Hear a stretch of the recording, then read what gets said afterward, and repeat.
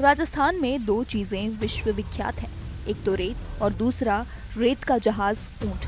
दोनों पर ही कहावतें हैं, रेत को मुट्ठी में जितना दबाओगे उतना फिसलेगी और ऊंट किस करवट बैठेगा। राजस्थान में विधानसभा चुनाव को लेकर मतदान तो हो चुके हैं, लेकिन अब इंतजार है नतीजों का, जो कि 3 दिसंबर को आने ही वाले हैं। 25 नवंबर को हुए मतदान के आए आंकड़ों में जिस तरह से वोटिंग प्रतिशत में बढ़ोतरी हुई है, उससे बीजेपी को सत्ता में वापसी की आस नजर आने लगी है।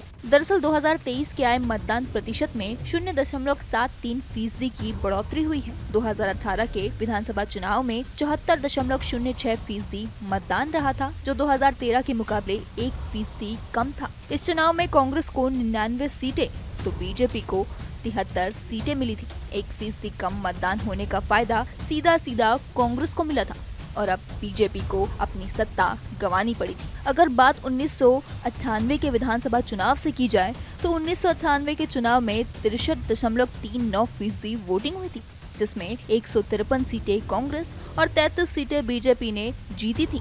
2003 के चुनाव में 67.39% मतदान हुआ, जो पिछले चुनाव के मुकाबले 4% ज्यादा था। इस चुनाव में बीजेपी 120 सीटें तो कांग्रेस को 56 सीटें मिली थी। 4% वोट ज्यादा पड़ने का लाभ सीधा बीजेपी को मिला था। और फिर 5 साल के बाद 2008 में राजस्थान विधानसभा चुनाव हुआ तो 66.25% मतदान रहा, जो 2003 के चुनाव के मुकाबले 1% कम था।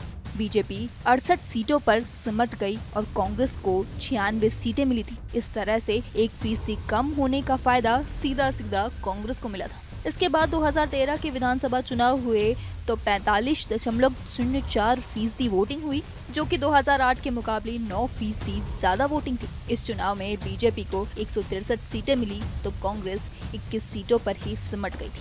और अब 2023 के विधानसभा चुनाव में मतदान का प्रतिशत 75.45 रहा, जो कि पिछले चुनाव से 0.73% ज्यादा है। यानी 2023 में मतदान के आंकड़ों में हुई बढ़ोतरी के सहारे बीजेपी परिवर्तन की आस लगाए बैठी है। अब परिवर्तन होगा या कांग्रेस की सत्ता रिपीट होगी, इसका फैसला तो 3 दिसंबर को आने वाले नतीजों के बाद ही होगा। फिलहाल राजस्थान के 20 सालों के परिवर्तन की आस के साथ ही वोटिंग प्रतिशत में हुई बढ़ोतरी के सहारे बीजेपी को सत्ता में वापसी की उम्मीद भरपूर है।